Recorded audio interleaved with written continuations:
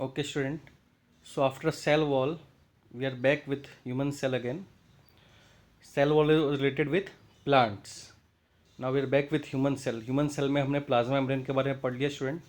Now next is the second portion, a second structural part that is called nucleus. Student nucleus जो है वो cell के लिए सबसे इम्पॉर्टेंट, या मैं कहूँ सबसे वाइटल पार्ट है सेल का, सबसे इम्पॉर्टेंट पार्ट. ओके, जैसे हमारे ह्यूमन बींग्स के लिए सबसे इम्पॉर्टेंट ऑर्गन कौन सा होता है? ब्रेन. वैसे इस सेल के लिए सबसे इम्पॉर्टेंट ऑर्गेनल अगर मैं कहूँ तो इट इज़ न्यूक्लियस ओनली. और क्यों, तो वो अभी आपको पता चल जाएगा. The nucleus has a double layered covering called nuclear membrane. तो स्टूडेंट जैसे सेल के अराउंड एक मेम्ब्रेन होता है जिसको हम कहते हैं cell membrane, okay, outer covering. वैसे न्यूक्लियर जो होता है, सॉरी न्यूक्लियस जो होता है उसके बाहर भी एक आउटर कवरिंग होता है, उसको हम कहते हैं nuclear membrane. The nuclear membrane has pores which allows the transfer of material from inside the nucleus to its outside, that is to the cytoplasm. तो स्टूडेंट जैसे सेल वॉल का रोल होता है, it allow the entry and exit of important material inside and outside of the cell. तो वैसे nuclear membrane का role क्या होगा? It will allow the entry and exit of some the important material from inside the nucleus towards cytoplasm. क्योंकि nucleus के बाहर का portion क्या होता है स्टूडेंट? साइटोप्लाज्म होता है. तो साइटोप्लाज्म अपने अंदर से जो इंपॉर्टेंट मटेरियल है वो साइटोप्लाज्म की तरफ पास करेगा या फिर साइटोप्लाज्म से अपने अंदर लेगा. कैसे? तो by the some small small pores यानी होल्स, ओके, छेद present on the surface of nuclear membrane. Okay, the nucleus. अब देखो इसका सबसे पहला important role. The nucleus contains chromosomes which are visible as a rod-shaped structure only when the cell is about to divide.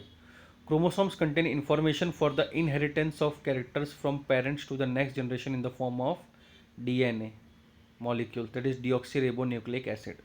Chromosomes are composed of DNA and proteins. DNA molecules contain the information necessary for constructing and organizing cells. Functional segments of DNA are called genes. In a cell which is not dividing this DNA is present as part of chromatin material. Chromatin material is visible as entangled mass of thread-like structure.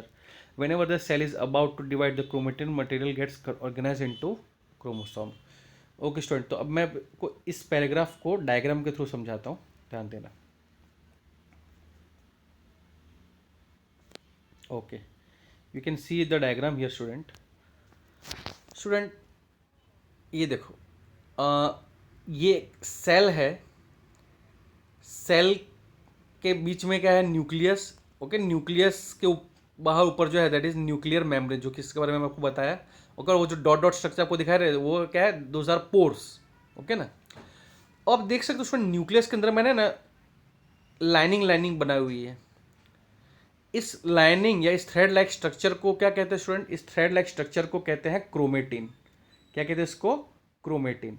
Okay student, जब nucleus या cell working mode में होता है, okay, तो उस time पे ये nucleus के अंदर जो ये क्रोमेटिन होता है ना, वो इसी तरह से थ्रेड लाइक स्ट्रक्चर के फॉर्म में होता है.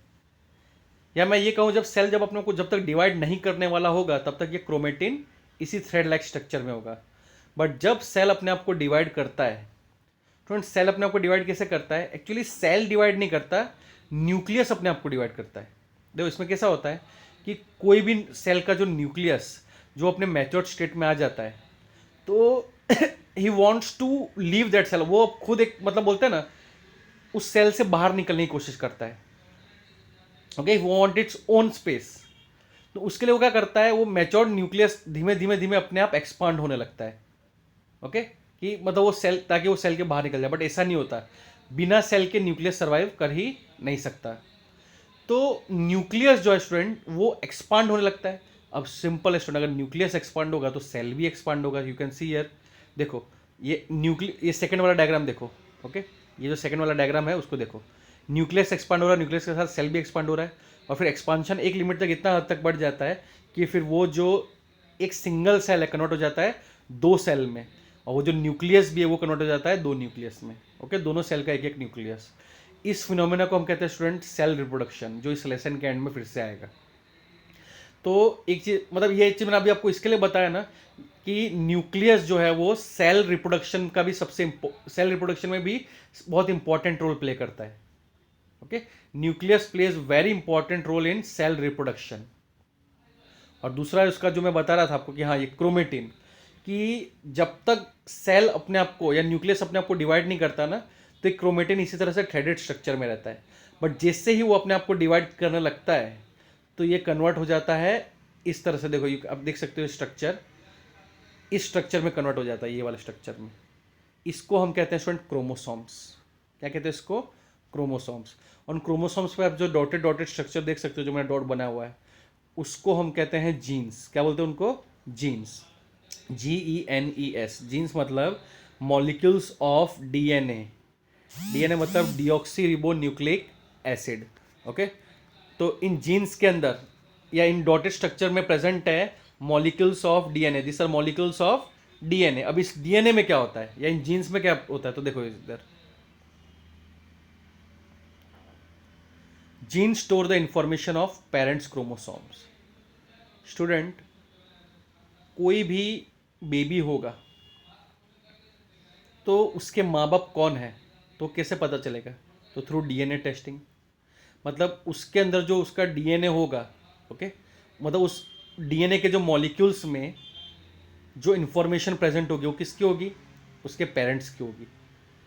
तो डीएनए टेस्टिंग होता है। तो डीएनए टेस्टिंग से पता चलता है कि हाँ, मतलब ये लड़का या लड़की के माँ बाप ये हैं। ओके, जैसे आपके अंदर जो डीएनए है, ओके, आपके अंदर जो डीएनए मॉलिक्यूल्स है, उसमें जो इन्फॉर्मेशन प्रेजेंट है वो किसकी होगी? वो आपके पेरेंट्स की होगी। आपके सगे भाई या सगे बहन के अंदर जो डीएनए, उनके डीएनए मॉलिक्यूल्स में किसकी इन्फॉर्मेशन प्रेजेंट होगी? इनहेरिटेंस किसका होगा? आपके पेरेंट्स का। ओके, तो इसके लिए बोला जाता है ये डीएनए टेस्टिंग के थ्रू हम पता लगा सकते हैं कि कोई भी पर्टिकुलर चाइल्ड के पेरेंट्स कौन है। ओके, तो gene store the information of parents chromosome. तो यानी पेरेंट के जो क्रोमोसोम्स होते हैं, okay, total 23 pairs of chromosomes are there, 23 of man and 23 of woman. तो 23 + 23 46। तो पेयर्स में है नहीं, 23 पेयर्स बनाते ये। ओके, और ये सारे यही क्रोमोसोम्स, मतलब इनका जो इन्फॉर्मेशन होता है पूरा, वो पूरा इन बेबी के डीएनए मॉलिक्यूल्स के अंदर प्रेजेंट होता है। और इन पेरेंट क्रोमोसोम्स के कारण स्टूडेंट उस बेबी का फेस जो है या आवाज़ या जो भी स्ट्रक्चर जो है उनके पेरेंट्स के जैसा दिखने लगता है। Okay, because of presence of those information या we can say materials. Okay, तो student, this is another important role of what we can से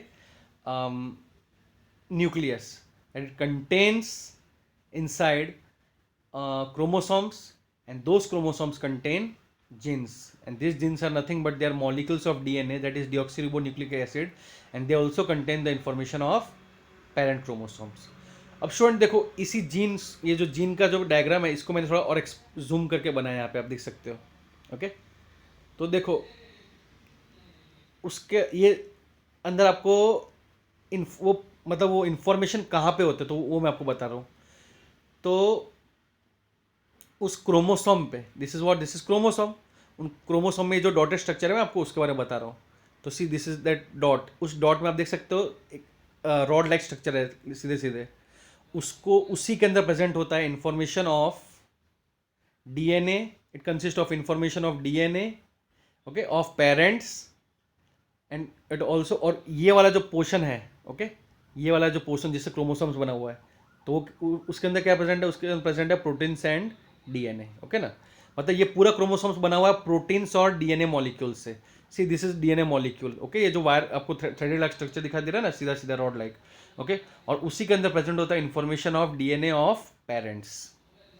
okay student, so this was all about another important role of nucleus. And third important role होता है nucleus का student. जैसे brain कैसे हमारे सारे organs को कंट्रोल करता है, वैसे न्यूक्लियस जो है सेल के अंदर बाकी के जो ऑर्गेनल्स होते हैं ना, उनको कंट्रोल करके रखता है। मतलब वो लोग प्रॉपरली वर्क कर रहे हैं कि नहीं, मतलब सब उसके थ्रू वो मैनेज करता है। ओके ना, it is all the work of organelles are manage through nucleus only. इसके लिए इसको सबसे इंपॉर्टेंट ऑर्गेनल भी कहा जाता है सेल का। Nucleus is an organelle for sale, याद रखना आप लोग ये चीज़। Okay student.